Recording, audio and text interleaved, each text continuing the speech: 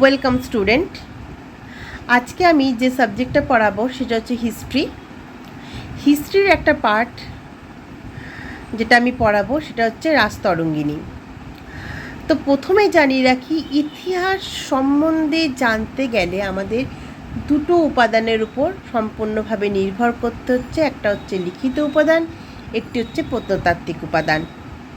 তো লিখিত উপাদানের মধ্যে কতগুলি কাব্য আছে, বিভিন্ন বই আছে যার মাধ্যমে আমরা ইতিহাস সম্পর্কে জানতে পারি।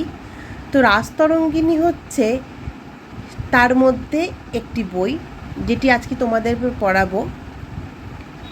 এই রাজতরঙ্গিনী থেকে অনেক কোশ্চেন চলে আসে। আমরা প্রথম থেকেই ছোটো থেকেই জানতাম যে রাজতরঙ্গিনী লিখেছিলেন কলহন রচিত রাজতরঙ্গিনী।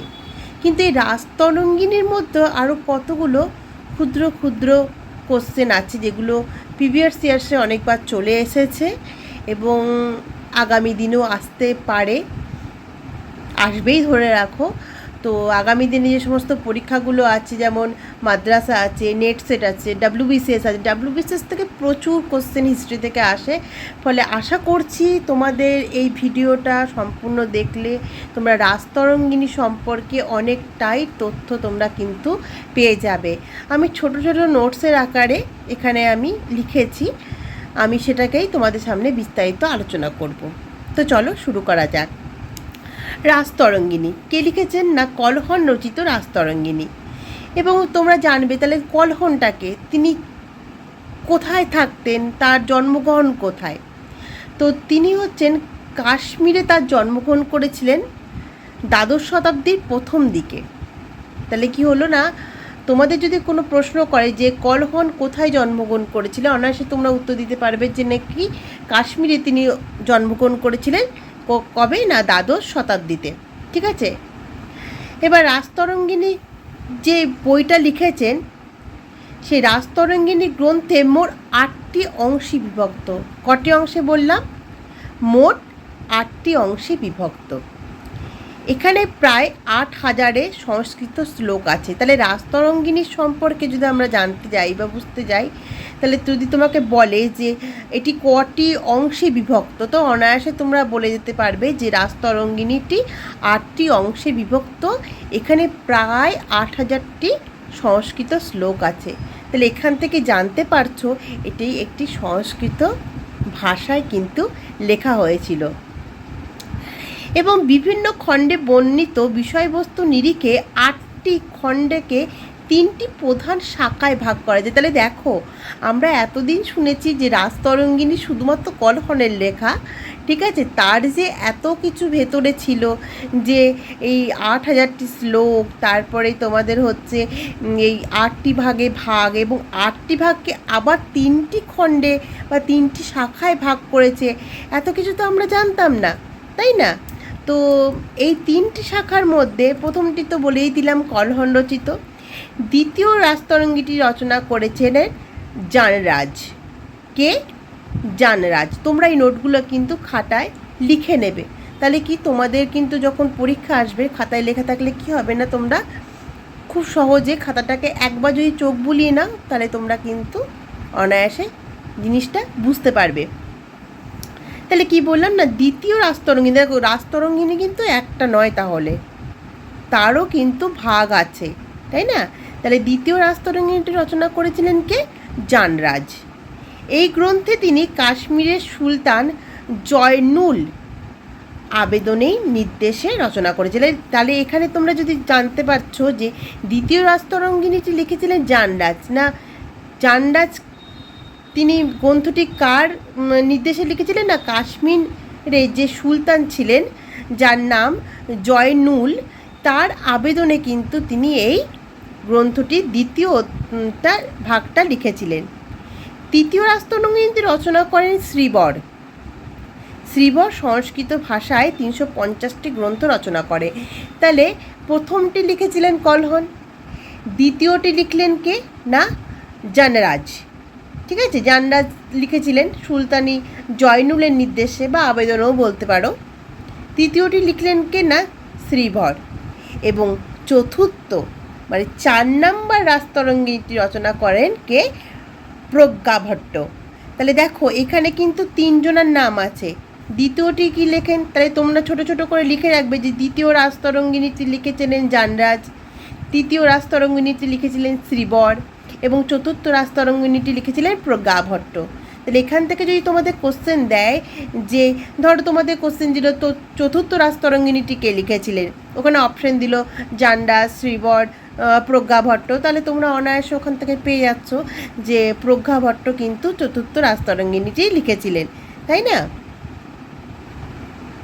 তাহলে দেখো শুধুমাত্র রাজতরঙ্গিনী, কিন্তু রাজতরঙ্গিনী একটা যে কলহন রচনা করেছিলেন তা কিন্তু নয়, তারও যে কতগুলো পার্ট আছে, আবার সেই পার্টের বিভিন্ন লেখকরা লিখেছেন সেটাও কিন্তু তোমরা আজ এই ভিডিওটা থেকে জানতে পারবে। তাই সম্পূর্ণ ভিডিওটা কিন্তু তোমরা দেখবে, আমি আশা করি তোমাদের কিন্তু অনেক উপকারে লাগবে। তো চলো, তারপরে কি আছে না 8টি খণ্ডে, আগেই তোমাদের বলা হয়েছে যে 8টি খণ্ডে ভাগ করা হয়েছিল, যে 8টি খণ্ড থেকে কিছু কিছু তথ্য আমি এখানে কিন্তু নোটসের আকারে দিয়েছি, তোমরা কিন্তু খাতায় অবশ্যই লিখে নেবে। প্রথম থেকে 3য় খণ্ডের মধ্যে অতি প্রাচীনকাল থেকে কাশ্মীরি ইতিহাস সম্পর্কে কিন্তু যে প্রচেষ্টা চলেছিল সেটা চালানো হয়েছিল। তাহলে কি হলো না, জানতে পারলাম কি না তোমাদের হচ্ছে কি না প্রথম থেকে 3য় খণ্ডের মধ্যে কি আমি আগেই বলেছি যে তিনি কিন্তু কলহন কিন্তু কাশ্মীরে জন্মগ্রহণ করেছিল, তার ফলে তার কি না প্রথম থেকে 3য় খণ্ডের মধ্যে কিন্তু কলহনের কাশ্মীর ইতিহাস সম্পর্কে কিন্তু জানা যায়। 4র্থ থেকে 6ষ্ঠ খণ্ডের মধ্যে কারকোটা ও স্থানীয় ধারা বিবরণীর মধ্যে সর্বাপেক্ষা উল্লেখযোগ্য হলো রাজতরঙ্গিনী। তাহলে কে বলেছিলেন?